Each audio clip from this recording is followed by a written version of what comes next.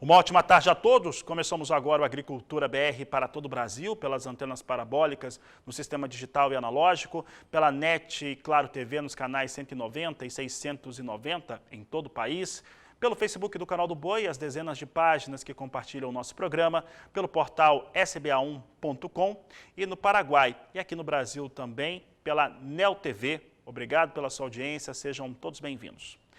Começa essa edição falando a respeito de soja e principalmente sobre as perdas nas estimativas de produção, um resultado direto do que aconteceu especialmente sobre Rio Grande do Sul, Paraná e sudoeste do estado de Mato Grosso do Sul. Hoje, o assunto em destaque são os levantamentos apresentados pela Stonex, que aponta para o estado do Rio Grande do Sul um elemento de maior perda. Para falar a respeito deste assunto, nós vamos conversar agora pela internet com Ana Luísa Lodge, ela que é analista da Stonex e conversa conosco neste momento. Ana Luísa, obrigado pela sua participação aqui no Agricultura BR, no Canal do Boi. Ana Luísa, já eram esperadas reduções para a safra brasileira. Como que isso foi avaliado por vocês aí na Stonex? Boa tarde, seja bem-vinda. Olá, boa tarde a todos. Eu que agradeço o convite. Bom, a gente já vinha, prevendo que haveria outro corte na estimativa de produção de soja aqui do Brasil. No número que a gente divulgou no começo de janeiro, a gente já trouxe um corte significativo aí, com a safra caindo de 145 para 134 milhões de toneladas, e agora no início de fevereiro a gente cortou mais um pouco, caindo agora para 126,5 milhões de toneladas, né? Então, em relação ao potencial inicial, isso daí já é uma queda de quase 13% na safra brasileira, e nesse último mês de janeiro, as chuvas elas ficaram bem escassas e bem irregulares, principalmente no Rio Grande do Sul. O sul, como todo do Brasil, o sul, Mato Grosso do Sul, vem sofrendo com um clima mais seco. A gente está em ano de laninha, né, que realmente é um período aí que geralmente as chuvas ficam mais escassas no sul da América do Sul. Mas para esse mês de fevereiro, o grande destaque foi a redução da safra gaúcha, que caiu aí de pouco mais de 18 milhões de toneladas, o nosso último número, para pouco mais de 12 milhões de toneladas. Então, realmente, o Rio Grande do Sul, em janeiro, foi o estado aí onde mais faltou água, né, onde mais faltou chuva. E na apresentação dos dados, nesta quinta-feira, Ana Luísa, realmente o Rio Grande do Sul foi o que mais chamou a atenção. Representa um corte aí nas estimativas de praticamente 10 milhões de toneladas para a oleaginosa. E também trouxe, os números em relação à produtividade menor e uma redução para a expectativa de exportação. Como é que fica essa relação, principalmente de exportação, consumo interno, teve uma ligeira redução? Como é que fica essa oferta muito mais contida frente à demanda, tanto interna quanto externa? Realmente, né, a gente antes das estimativas de quebra, quando a gente estimava uma safra recorde aí, a gente esperava que as exportações brasileiras fossem ultrapassar aí o nível de 90 milhões de toneladas, né, tinha esse potencial. Em períodos de quebra de safra, quando a oferta é reduzida, a principal variável de demanda que acaba sofrendo primeiro, né, são as exportações. Então, a gente está com uma expectativa agora de 80 milhões de toneladas para o Brasil, por causa dessa oferta menor, dessa produção menor. Esses 80 milhões de toneladas, se forem confirmados, não será mais um recorde aqui de exportação brasileira de soja. E pelo lado do consumo interno, a gente diminuiu um pouquinho a estimativa de consumo interno de soja, mas a gente ainda manteve maior do que o ano passado, né? Porque, querendo ou não, já tem aí esmagadores comprometidos, né, com entregar farelo e óleo. Querendo ou não, a questão cambial, ela também favorece a exportação dos subprodutos, não só do grão. Então, pelo lado da demanda doméstica, por enquanto, apesar da queda na estimativa de safra, a gente espera aí um volume um pouco maior do que o observado em 2021. Ana Luísa, quando nós tínhamos ali aquele cenário, né, no qual, início de safra, uma área ocupada maior, na casa de 40 milhões de hectares, e se tinha uma estimativa próxima a 145 milhões de toneladas, se acreditava inclusive no estoque de passagem da safra 21-22, maior do que aqueles que nós costumamos a ver ano a ano, safra a safra no Brasil, que tradicionalmente tem estoques baixos, não fica com tanta soja, pelo menos de maneira oficial aqui no país. Como é que devem ficar esses estoques no Brasil em relação às necessidades internas, principalmente lá pelo mês de janeiro do ano de 2023? Uhum. O cenário que se desenha é a gente chegar no final do ano de 2022, né, e no começo de 23, com uma situação de estoques apertados. Como você mesmo comentou, a gente geralmente não tem muito estoque de soja na passagem de uma safra para outra, mas essa situação de estoques apertados no final do ano pode aí, né, dar sustentação para os preços até a entrada da nova safra. Atualmente, para a safra atual, para essa safra deste ano, a gente estima que a gente vai chegar em 2022 com estoques na casa de mais ou menos 2 milhões de toneladas, que realmente já é um estoque bastante reduzido. Tá certo, Ana Luísa. Eu estou acompanhando também aqui a participação de alguns telespectadores que estão acompanhando a nossa entrevista. E o Eduardo Marques manda uma pergunta para você em relação à oferta internacional, já que Brasil vem com problema, Argentina também e o Paraguai. Como é que fica essa oferta global? Ela fica menor, claro, em relação à América do Sul, mas o grande comprador, ele vai buscar essa soja onde? Aí até passando pela pergunta também do cenário global de estoques. Olha, com certeza, com a quebra aqui na América do Sul, reduz a oferta mundial. A gente tem que lembrar que a soja, o mercado de soja, tem uma produção extremamente concentrada, né, nos Estados Unidos e aqui na América do Sul. Então, perdas aqui afetam aí o cenário mundial diretamente. Em janeiro, a gente já vinha estimando que a produção mundial deve ficar abaixo do consumo mundial, né, em 2022, na safra 21-22, por causa dessas perdas aqui na América do Sul. Situação aí que deve manter o balanço de oferta e demanda mundial apertado, né? Claro que os Estados Unidos ainda têm uma oferta um pouco mais folgada de soja, porque eles estão com exportações atrasadas nesse ciclo, que poderia dar uma ajuda aí para cobrir pelo menos parte do buraco que a América do Sul vai deixar no mercado, mas de qualquer forma, para o mundo como um todo, a expectativa aí é de estoques apertados, com o consumo superando a produção. Ana Luísa, para encerrar, eu vou fazer uma pergunta também a respeito do outro levantamento, a respeito de milho, que de certo modo está muito ligado à soja também, e os dados mostram, que foram apresentados hoje, de que, comparado, né, com a estimativa inicial, há uma queda de 17%. Foi estimado em pouco mais de 25 milhões de toneladas os números da Stonex para a produção de milho em primeira safra no Brasil. Contudo, uma safra geral, considerando primeira, segunda e a terceira safra também, na casa de 116 milhões e 100 mil toneladas. As áreas também se elevam para o milho nessa campanha? Sim, a gente está com perspectiva de crescimento diária, principalmente para a safrinha que está sendo plantada agora, né? Esse total para a safra de milho é um total recorde se for alcançado, mas eu gosto de lembrar que ele é totalmente dependente da safrinha, que é onde a nossa produção se concentra de milho aqui no Brasil. E a safrinha, independentemente de fenômenos climáticos, anos de laninha, de El Ninho, a gente já vê que é um cultivo mais arriscado, né? A safrinha é plantada logo depois da soja e ela precisa se desenvolver antes do período seco que a gente tem aqui no Brasil, um período seco bem marcado, principalmente aí a partir de maio. Então tudo vai depender aí dessa safrinha para atingir o nível recorde. Mas a primeira safra, sim, a gente teve uma perda aí mais ou menos de 5 milhões de toneladas de potencial produtivo. E é importante lembrar que o que é produzido na primeira safra, a gente está com uma estimativa agora de 25,3 milhões de toneladas, é o que vai alimentar o mercado doméstico de consumo de milho, juntamente com os estoques de passagem da safra anterior, até a entrada da safrinha no meio do ano, né? Até o começo da colheita da safrinha.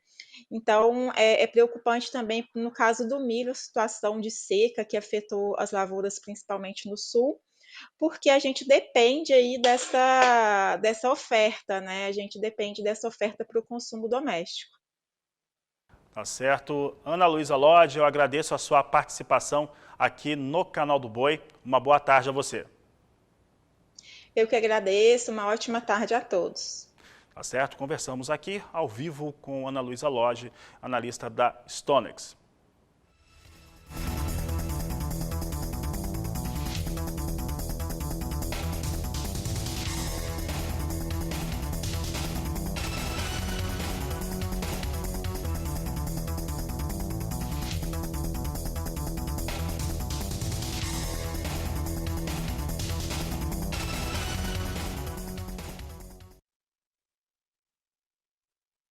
Na quinta-feira, tradicionalmente, o Departamento de Agricultura dos Estados Unidos divulga o seu relatório de vendas e exportações. Isso ocorreu há cerca de 1h30 e foi divulgado um bom volume de vendas para a semana encerrada em 27 de janeiro. De acordo com os dados apresentados, a venda semanal totalizou 1.090.000 toneladas de soja.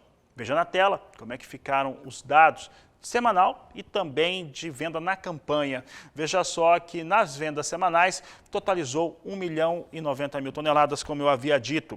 Isso representa uma alta de 7% frente à semana anterior e de 56% em relação à média das últimas 4 semanas. Na safra, os norte-americanos totalizam 45.220.000 toneladas de soja comercializadas.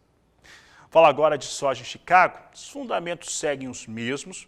Estimativa ou expectativa para altas, inclusive para chegar aos $16 por bushel, seguem. Entretanto, hoje o mercado, de certo modo, ficou esperando, aguarda, deseja novidades. Quer novas informações em relação ao que vem acontecendo, há uma acomodação e, de certo modo, parte dos investidores colocavam parte dos ganhos dos últimos dias no bolso. Isso fazia com que soja recuasse em Chicago. Estava recuando hoje por volta de 0,7%. Acompanhe comigo agora como é que vem os negócios com soja em Chicago. Nós temos na tela aqui a oleaginosa ainda em movimento de queda, mas essa queda já é menor do que nós tínhamos durante toda a manhã de hoje. Vai perdendo aqui as posições em torno de 0,5%. Março vem com $15,37 mais 2 o bushel, queda de 0,52%. Maio, $15,41 o bushel, queda de 0,55%. Julho, $15,34 mais 6 o bushel, queda de 0,52%.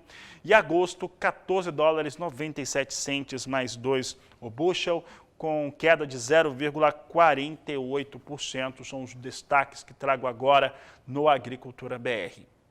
Olha, fala agora de dólar comercial, isso é fundamental para os produtos que são exportados pelo Brasil. E agora a gente está falando de soja, então forma preço de soja, né? Tem um peso muito expressivo. E nós tivemos, né, a confirmação de uma taxa Selic mais alta nesta última quarta-feira, daqui a pouco nós vamos comentar sobre isso, mas uma taxa de juros mais alta, isso influi diretamente a tomada de crédito, os investimentos e também o capital especulativo que existe no Brasil. Veja comigo como é que o dólar vai reagindo agora. Temos o dólar comercial agora na tela, vindo com ligeira alta de 0,34% a R$ 5,29 mais 3 para a moeda norte-americana. E é sobre este assunto, sobre a taxa Selic acima de 2 dígitos, apesar de ter tido ali de certo modo, um burburinho de que talvez não subisse assim, não fosse de acordo com o que o mercado estava pensando, mas acabou vindo essa alta e claro que isso influencia todos os cenários, como eu falava agora.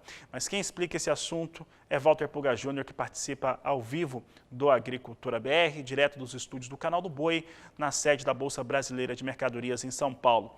Pulga, taxas mais altas, tomada de crédito mais cara, o dinheiro fica mais caro no Brasil, essa que é a verdade, para quem precisa, né, fazer investimentos ou para outras finalidades, e temos um dólar ali, de certo modo, vindo com alguma estabilidade em viés de alta. Como é que está o mercado depois da Selic? Pulga, boa tarde, seja bem-vindo.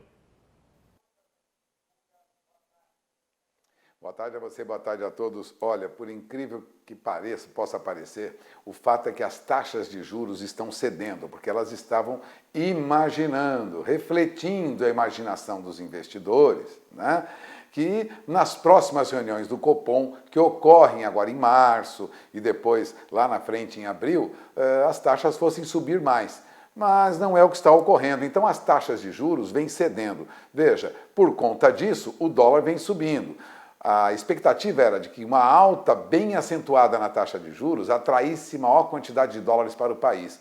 Por isso, o dólar vinha em movimento de baixa, mas agora já retomou a alta de novo. Hoje o dólar chegou a passar de R$ 5,32, ou seja, revertendo aí um movimento de queda que nós acompanhávamos desde a semana passada, aliás, desde o início do ano, uma tendência de queda para o dólar. Mas acontece que o dólar acabou passando de 5,32 hoje. Agora, há pouco, chegou a operar em baixa mais acentuada, na abertura dos negócios, a 5,27, mas vem em alta. Vem em alta porque a expectativa de vinda de dólares para o Brasil reduziu um pouco, porque as taxas de juros estão caindo. Agora, o dólar abriu o pregão desta quinta-feira registrando já uma alta moderada, sinalizando o que ocorre também lá fora. O chamado dólar index, ele é negociado neste momento. Vamos ao dólar index? Dólar index opera agora, veja, na faixa... Opa, nós não temos ali?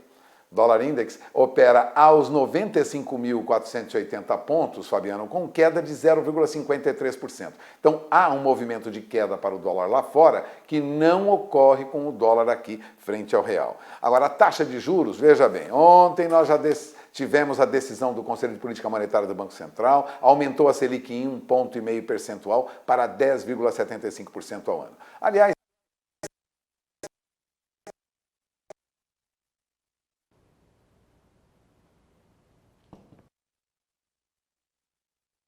tesourarias, né? Agora, no comunicado feito pelo Banco Central, ficou evidente que as próximas reuniões não terão um aumento da taxa de juros no nível de 1,5 ponto percentual. De qualquer maneira, há quem ainda acredite que a taxa de juros deve chegar acima de 12% até o final deste ano. Nas próximas reuniões haveria um aumento de mais 1 ponto percentual, depois mais 0,50 pontos percentuais, ou seja, o país não via taxa de juros de 2 dígitos desde 2017 e isso logo traz a preocupação com a alta de juros. Mas vale lembrar, vou repetir, que os juros negociados no mercado futuro para janeiro de 2023 tombavam hoje de 12,14% para 11,89%, em linha com os sinais de que o Banco Central vai diminuir a dose aí do aperto monetário no próximo Copom. Já a taxa de juros negociada no mercado futuro para janeiro de 2024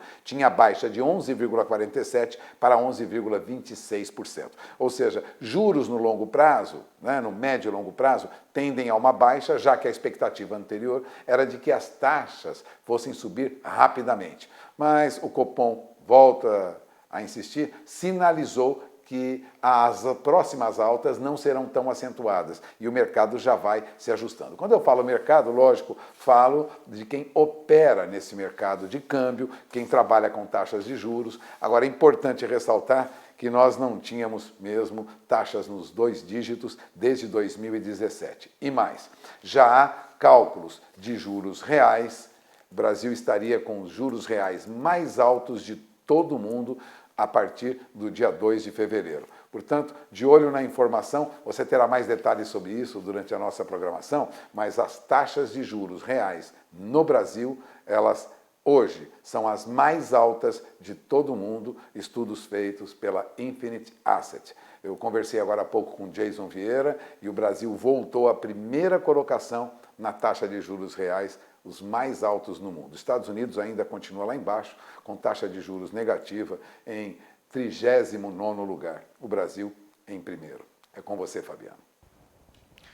Obrigado, Pulga. Uma boa tarde a você. Por aqui o Agricultura BR segue. E agora destacamos como é que vem os negócios com soja nos portos brasileiros. Números da Grãos Corretora, nós temos na tela para Paranaguá e também Santos. Santos vem com R$ 192,00 a saca de 60 quilos, Paranaguá R$ 193,50. Esses valores indo ali para o mês de março, com a entrega em março, já estão ali na casa de R$ 196, R$ 197,00 a saca, com prêmio acima de $1 o bushel.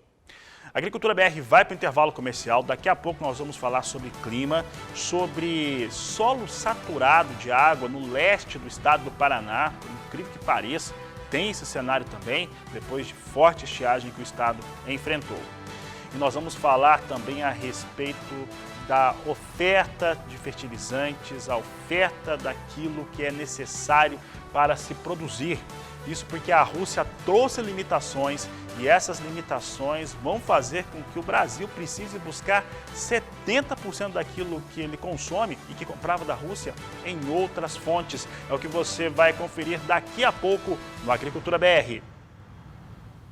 A Agricultura BR fala agora a respeito do que vem acontecendo sobre a oferta de produtos que são extremamente essenciais para a produção aqui da agricultura brasileira.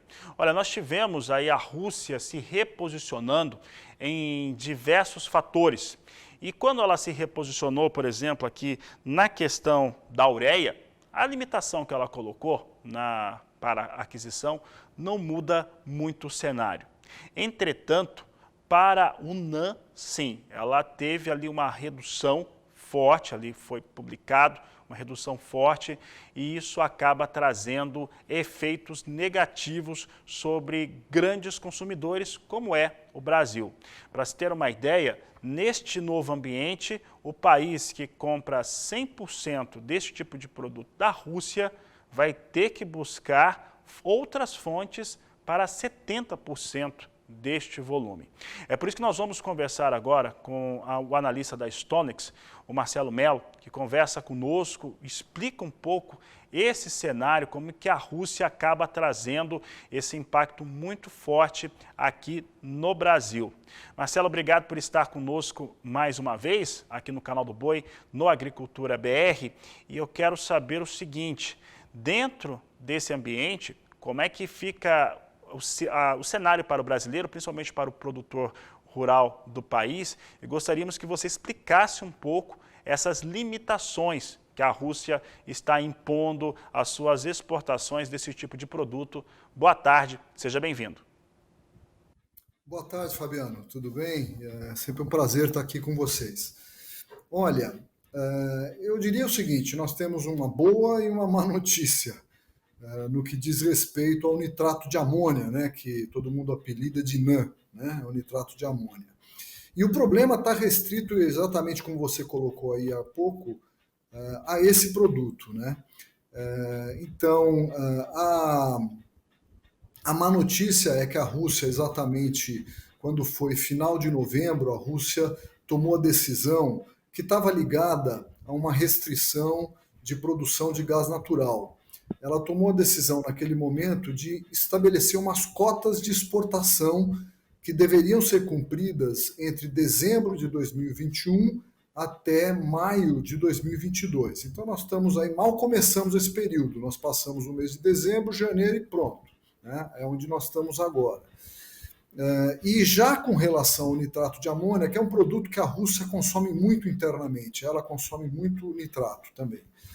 E ela, então naquele momento, ela estabeleceu uma cota que obrigava, ou vamos dizer, significava uma redução de 58%, vamos arredondar, de 60% do volume que tinha sido exportado no mesmo período do ano anterior, ou seja, dezembro 20 a maio 21. Ora, o Brasil é imenso comprador desse produto, e o Brasil, 100% do que a gente importa, 98%, praticamente 100% do que a gente importa desse produto vem da Rússia. Então, quando você pegava a nova cota de exportação da Rússia, que ela ia diminuir, o Brasil tinha que conseguir 70% de todo o volume que a Rússia ia exportar para poder ter o mesmo volume que teve no ano passado. que já pode ser pouco, né? Porque o Brasil cresce o consumo todo ano, né? Mas tudo bem. A gente já em novembro, portanto, acreditava que já tinha um risco de desabastecimento, e, enfim, íamos sobreviver com isso. Agora, quando foi há 2 dias atrás, no dia 1º de fevereiro, a Rússia decidiu intempestivamente assim que ela ia bloquear, interromper 100% das exportações, quer dizer, nem a cota de nitrato de amônia pode ser exportada por 2 meses. Então, a partir de 2 de fevereiro, que foi ontem, até o dia 2 de abril. Né? E essa situação é porque ela teve um atraso ali no plantio dela, e isso aí, então, ela vai precisar de mais produto do que ela estava imaginando. E isso aí é um problema mais sério ainda daí para a gente, porque se com a cota nós já estávamos com risco de desabastecimento, sem 2 meses agora, mesmo da cota, nós não vamos ter muita dificuldade, quer dizer, o risco aumentou demais. Essa é a má notícia. A boa notícia, contudo, é o seguinte: as culturas que mais utilizam os produtos com nitrato de amônia é mais a parte de usina de açúcar, a parte, né, da cana e café. Mas é fácil, digamos, é razoavelmente simples você utilizar o outro produto, ou seja, você usar essas fórmulas utilizando o nitrogênio vindo da ureia e não do nitrato de amônia. E com a ureia não há nenhum problema. Então, ou seja, não é o fim do mundo, nós não vamos ter um problema seríssimo, evidente. Talvez vai ter uma aplicação de fertilizante um pouco menos eficiente, porque existe uma certa diferença aí entre o nitrato de amônia e a ureia. Ok? Marcelo, nós já tínhamos, de certo modo, o produtor rural, ele contemplando a próxima campanha, a próxima safra, os seus próximos cultivos, já com uma redução, né, com uma contenção mesmo da aplicação desses produtos. Isso já era imaginado por conta de um preço internacional mais elevado, pelo menos dentro da expectativa na formação de preço. Esse cenário agora, provavelmente, ele fica com mais escassez ainda desse tipo de produto.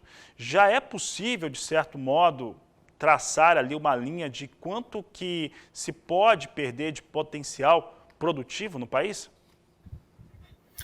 Eu não acredito que nós vamos ter perda de produção por uma menor produtividade por uma situação dos fertilizantes. Quer dizer, note também que o preço da maioria das culturas também subiram muito, inclusive os grãos, que é muito sensível para a gente e que é o maior consumidor dos fertilizantes.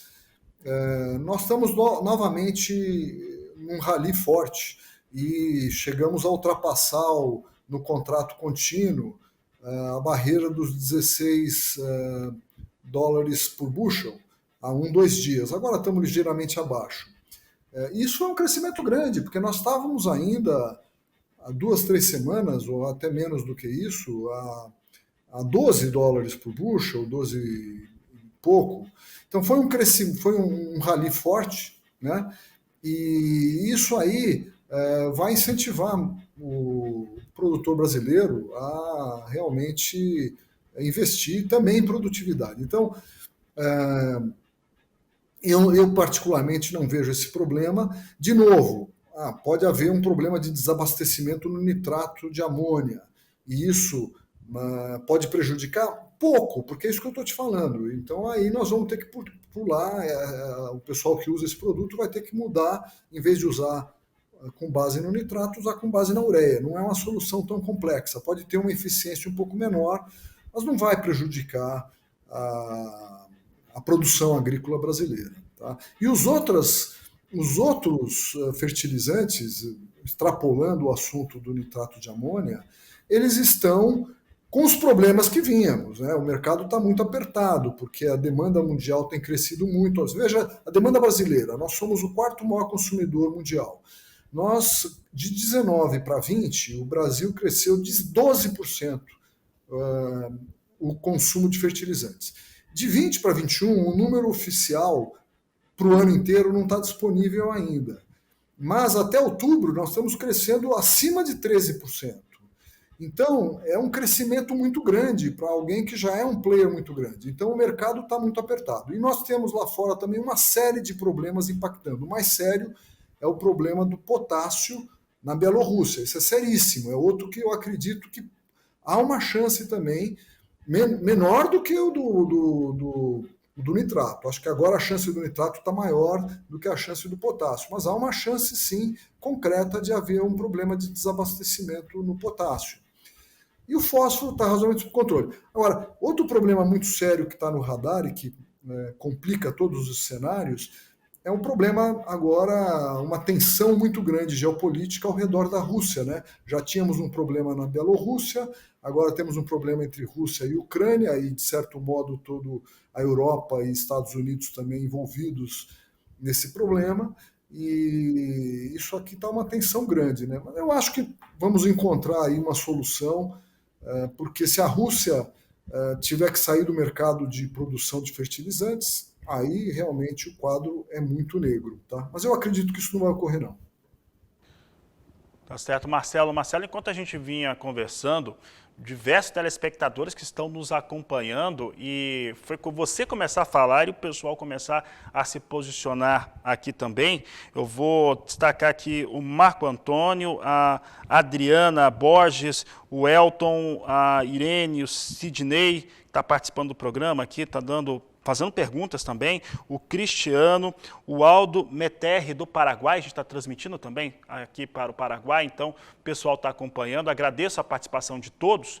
O que você diria para esses produtores que estão especialmente preocupados, e até que você citou muito bem, né, essa possibilidade de conflito a uma área no mundo, né, que neste momento está mais sensível entre Ucrânia e Rússia, isso acaba mexendo com a atenção de outros países, mas o que você diria para esses produtores que neste momento estão mais preocupados com os seus custos de produção? E aí o telespectador do Paraguai fala muito bem, né, que lá o mesmo cenário para eles acaba estando sendo afetados. Então, nós estamos falando de desabastecimento e de uma redução de produtividade por uma menor aplicação. Isso é o que eu me referia, que eu acredito, desde que essa situação geopolítica da Rússia atual, com a Ucrânia, tudo isso, fique sob controle, nós não teremos um desabastecimento, de novo, ressalvado o problema do nitrato, que é muito concreto, é muito grande a chance agora. Então, não seria... Mas isso não quer dizer que o preço vai cair. Os preços...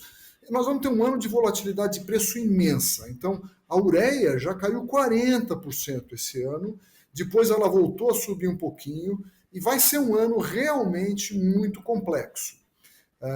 O fósforo anda razoavelmente estável, a gente acredita que ele pode até cair um pouquinho até abril, maio, mas exatamente como eu me referi, esse novo rally dos grãos possivelmente vai colocar mais lenha nessa fogueira também no consumo de fósforo, né? Fósforo é muito importante para a produção de soja, né? E de milho também, evidente. Então, esse novo rally conturba também, o rally de grãos conturba um pouco as expectativas de que o fósforo pudesse cair ali para frente. E o potássio também, aí temos um problema sério com a Bielorrússia. Mas veja, isso tudo reflete em preço. Então, com relação ao preço, o preço é um problema mesmo.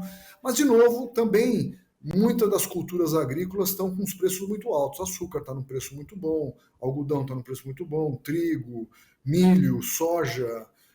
Então, tem outras que estão menos, né? Então, o pessoal de arroz, e no Paraguai tem uma produção grande de arroz, é problemático. O arroz não está acompanhando isso, não, né?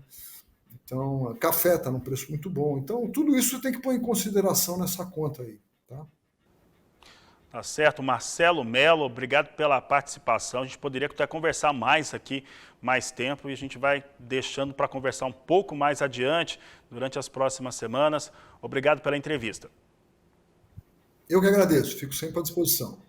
Tá certo? Conversamos então com Marcelo Melo, analista da Stonex. Eu agradeço também a participação de todos os telespectadores, né? O Marcelo entrou no ar, começou a falar a respeito dos fertilizantes e realmente a participação veio lá em cima, né? Estão preocupados os produtores rurais e eu lembro que você vai poder rever essa entrevista logo depois que o programa terminar. Você vai acessar o portal sba1.com ou o canal do Band YouTube e a entrevista já estará disponibilizada. Falo agora a respeito de previsão do tempo, falo de clima e sobre um fator bem curioso até. O Paraná, que é um dos estados que sofreram demais com a estiagem, passa neste momento, pelo menos em parte dele, uma região do estado do Paraná, vem com o solo encharcado no momento. Está tendo ali excesso de água no solo. Você acompanha as informações do que vem acontecendo por lá e a previsão do tempo em todas as regiões produtoras do país com Renata Ferreira. Boa tarde, Renata. Boa tarde, Fabiano. Boa tarde também a você que acompanha a Agricultura BR. Fabiano, hoje o destaque ainda é para as chuvas que ocorrem em áreas produtoras. É que essa chuvarada dos últimos dias, em grande parte do país, tem deixado o solo bastante encharcado, principalmente aí na divisa de São Paulo com Minas Gerais e também em Mato Grosso, né? Os índices de água já alcançam em torno dos 90% no leste do Paraná, sul de Goiás, Tocantins, leste do Amazonas, Rondônia e também Acre. Aliás, falando em chuva volumosa, Fabiano, esse é o grande destaque para o Sudeste, retorno de tempestades severas e grandes volumes de chuva, em torno de 100 a 200 milímetros, a partir de domingo até a próxima terça-feira. Atenção principalmente ao estado de São Paulo. E a chuva forte no norte brasileiro também mantém os altos índices de umidade em solo em áreas produtoras aí da região, com volumes mais expressivos no Tocantins e também no Pará. E vem mais chuva volumosa por aí, viu? Atenção para as capitais, Manaus, Macapá e Belém. No Nordeste, o cenário é o mesmo, viu? Pouca chuva na maior parte da região. Há previsão de volumes mais expressivos no Maranhão e na costa, desde João Pessoa até São Luís. O interior nordestino ainda segue com um tempo um pouco mais seco. E no Centro-Oeste, o momento é de aproveitar e retomar as atividades em campo por conta da redução das chuvas em áreas aí da região. Temos poucas janelas de tempo firme sobre os estados. Mas atenção, em Mato Grosso do Sul a chuva aumenta agora à tarde e também amanhã. Há risco de chuva forte com muitas trovoadas e eventual granizo no sul e oeste do estado. Isso, Fabiano, por conta da presença de uma área de baixa pressão atmosférica entre o Paraguai e também Mato Grosso do Sul. No Rio Grande do Sul, o avanço de uma frente fria hoje deixa o tempo um pouco mais instável e há retorno da chuva no estado. Mas ainda assim, o calorão vai predominar, viu? Fabiano, eu volto durante a programação com mais destaques do tempo. É com você. Obrigado, Renata. Uma ótima tarde a você. Por aqui, eu destaco o mercado do milho futuro aqui no Brasil. Milho está caindo no mercado futuro, uma tendência natural, na medida em que a segunda safra, que ocupa uma área recorde, é cultivada, é semeada. Então, colhe a soja, semeia milho, faz com que o milho recue. Coisa que não acontece hoje, inclusive o milho vai subindo no mercado futuro. Nós temos aqui uma alta relevante para as posições de curto prazo. Março vindo a R$ 97,71 a saca, com alta de 0,54%. Maio, R$ 95,33 a saca de 60 quilos, com alta de 0,84%. Julho, R$ 90,30 a saca, alta de 0,46%. E setembro, R$ 89,10 a saca, com elevação de 0,44%. A Agricultura BR vai para o intervalo comercial. Daqui a pouco nós vamos falar sobre arroz. E mais do que isso, nós vamos falar sobre uma questão lá no Rio Grande do Sul da utilização do cereal para a nutrição animal. É o que você vai acompanhar daqui a pouco no Agricultura BR. E o arroz pode ser utilizado como uma opção para a nutrição de animais, principalmente de suínos, no sul do Brasil. O que garante é uma pesquisa da Embrapa Frango e Suíno que traz esses dados. E para falar a respeito deste assunto e de como que pode ser utilizado até do ponto de vista econômico, eu converso agora com Jorge Vitor Ludic, pesquisador da Embrapa e que conversa conosco. Doutor, esse cenário, né, principalmente sobre o aspecto econômico da utilização do arroz, ele pode, então, substituir milho, principalmente, e até alguns derivados da soja? Boa tarde, seja bem-vindo. Boa tarde, Fabiano. Satisfação em poder colocar algumas explicações com relação a esse assunto. É bastante interessante porque a sociedade como um todo pensa que nós estamos querendo substituir o arroz do prato, né, pelo arroz para alimentar os animais, né? Na verdade, a realidade não é essa. Esse arroz, na verdade, vamos dizer, existe uma instrução normativa do Ministério, né, da Agricultura, de 2012, a instrução normativa 02, né, 2012, que classifica o arroz. Então, nós estamos falando de uma quantidade de arroz disponível, né, para inclusão em ração animal, né, principalmente suínos e aves, né, que é em torno de 5% essa disponibilidade, 600, 500 mil toneladas, né, na região sul do Brasil, e que, na verdade, é um arroz que passou pela classificação, né, e o tipo de arroz é um arroz de qualidade, não é do tipo 1, né, nem tipo 2 ou 3, é o 5% da produção que vai para a questão da alimentação. Doutor, pensando principalmente no milho, o cereal milho ele tem um valor energético mais elevado. O arroz tem um valor menor. Como que isso é trabalhado? Como que isso pode ser compensado na fábrica de rações? Certo. Então, o arroz tem, na verdade, um pouco menos de energia, né? Se você considerar. Nós estamos falando de um arroz sem casca, tá? E um arroz que não passou pelo polimento. Então, é um grão que ainda tem, vamos dizer, onde participa também uma parte do farelo e de todo o extrato etéreo, né, da gordura que tem no farelo, né? Ele vai estar presente nesse grão que a gente está falando. Então, esse valor de energia, ele é um pouco mais baixo do que o milho. E isso hoje é um problema, porque o custo da energia nas rações para alimentar suínos e aves, né, basicamente tem um custo muito elevado, certo? Então, o cálculo que tem que ser feito, na verdade, engloba todos os quesitos. Nós fazemos cálculos, preço base colocado na fábrica de ração. Você tem aí tributos, logística, transporte, né? Custo de armazenamento, etc., né?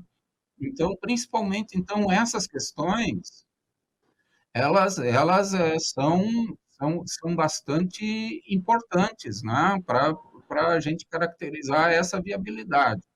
Agora, em termos proteicos e proteína, de aminoácidos, etc., né? Nós temos, assim, uma boa condição de equivalência com o milho, tá certo? Então, nós estamos falando de 5% da produção, que é um produto, né, da classificação que tem uma característica, né, que não vai gerar arroz tipo 1, né, que é o arroz que a dona de casa compra, tá certo?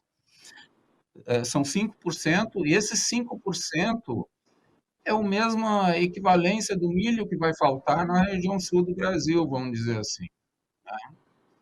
Então, 5%, vamos dizer, se vai faltar 10 milhões de toneladas de milho, né, que vai ter que vir de outras regiões, outros países, né?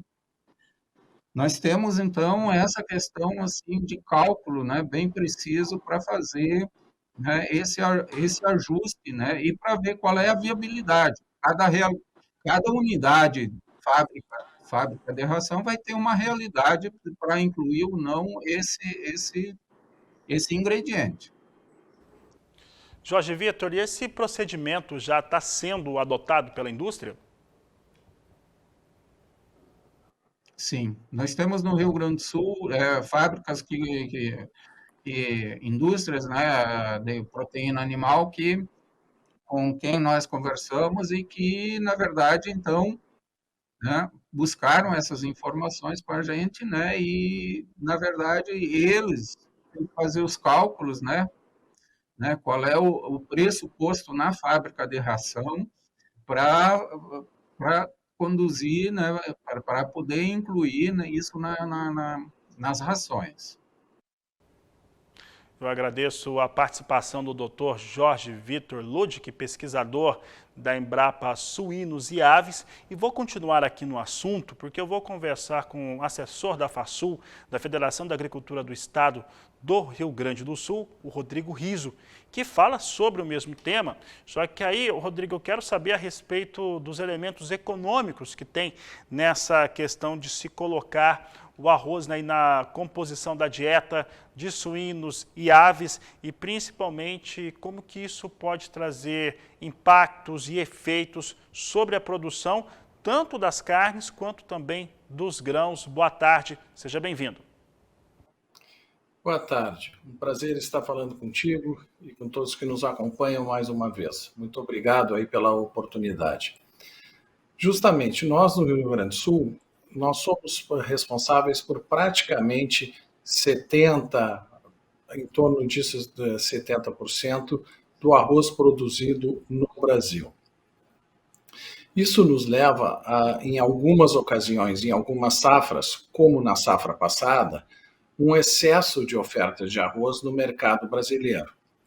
E uma das alternativas que se tem para os nossos produtores é justamente oferecer ao mercado da proteína animal este excedente. Ou seja, nós propomos uma transformação da proteína vegetal em proteína animal. Se nós considerarmos que o ano passado tivemos em torno de 600 a 800 mil toneladas de arroz em casca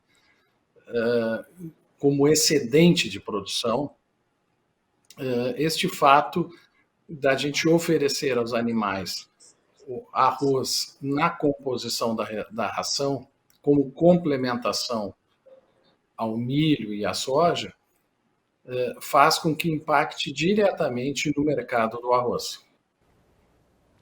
Riso, pensando aí também em outras culturas, vamos pegar da seguinte forma. Paraná e Rio Grande do Sul foram duramente castigados aí pela estiagem, com perdas em todas as culturas. O que essa alimentação animal com arroz pode impactar, principalmente pensando aí no fator milho, arroz, que tiveram também redução aí nas estimativas de produção? Olha, eu acho que a questão mais importante em torno do uso do arroz, né, nesse momento é, na verdade, a gente reforçar esse debate sobre a criação dos mecanismos para que a gente possa ofertar esse cereal para os animais. Realmente, como tu referido, nós estamos vivendo um momento muito delicado, de uma estiagem, de uma seca muito intensa no estado do Rio Grande do Sul. O arroz não ficou fora disso, os números ainda não estão fechados, os levantamentos estão sendo feitos pelos sindicatos rurais ligados à Federação da Agricultura do Estado do Rio Grande do Sul, da FARSUL. Nós devemos, nos próximos dias, já ter os primeiros números que já estão sendo encaminhados ao Ministério, mas realmente a situação é muito grave no estado, que não é diferente do estado de Santa Catarina, do Paraná e do Mato Grosso do Sul também, onde esta seca afetou diretamente os nossos grãos, sobretudo o milho, e o que leva a um impacto direto em aves e suínos. Tá certo, Rodrigo Riso, obrigado pela sua participação, uma boa tarde a você. Muito obrigado, uma boa tarde. É importante que a população urbana saiba que em nenhum momento deixaremos de abastecer as gôndolas do supermercado. O Brasil produz arroz suficiente tanto para a alimentação humana, que é a prioridade, quanto para a alimentação animal. Um abraço a todos e muito obrigado pela oportunidade.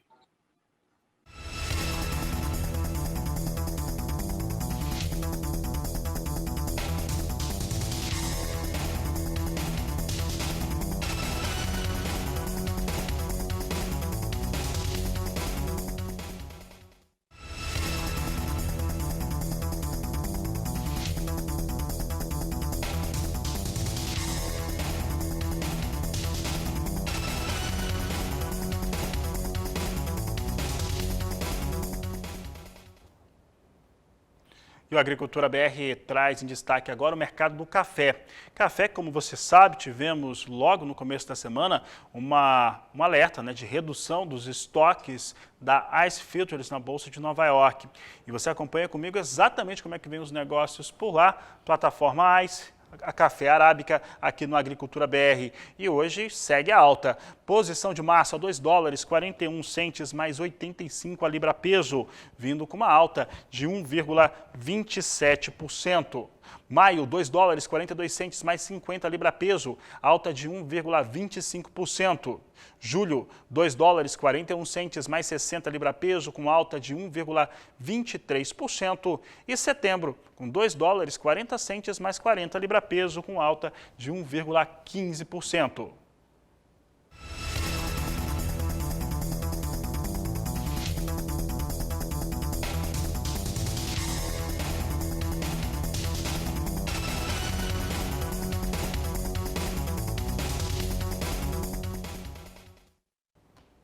E agora sim destacamos o café Robusta negociado na Bolsa de Londres. Lembrando, plataforma Life, negociações em dólares e tonelada. Veja como é que vem o Robusta agora. Nós temos as posições de curto prazo também em alta nesta tarde de quinta-feira. Posição de março vindo com $2.217 a tonelada, com alta de 0,59%. Maio, $2.208 a tonelada, alta de 0,45%. Julho, $2.195 a tonelada, alta de 0,45%. E setembro, $2.188, com alta de 0,36%. São os números que destacamos com o café Robusta na Bolsa de Londres.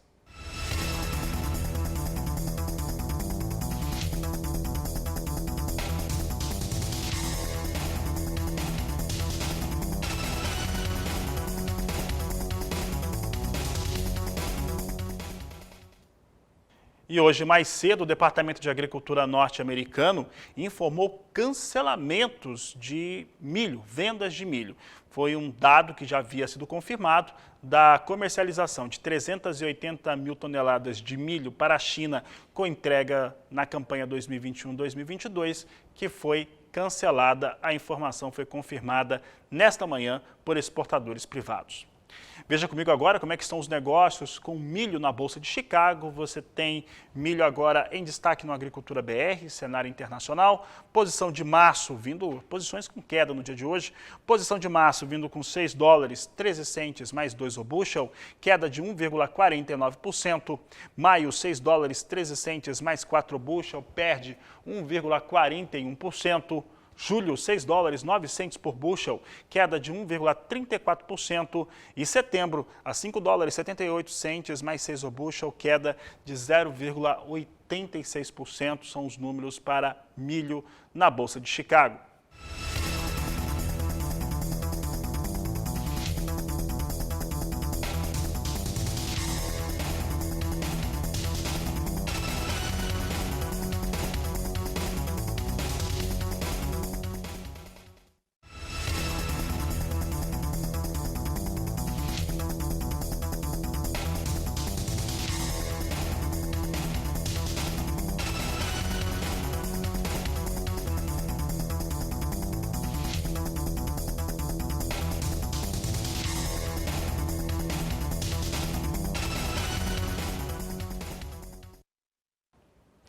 E a soja na Bolsa de Chicago operava durante todo o dia de hoje com ligeira queda.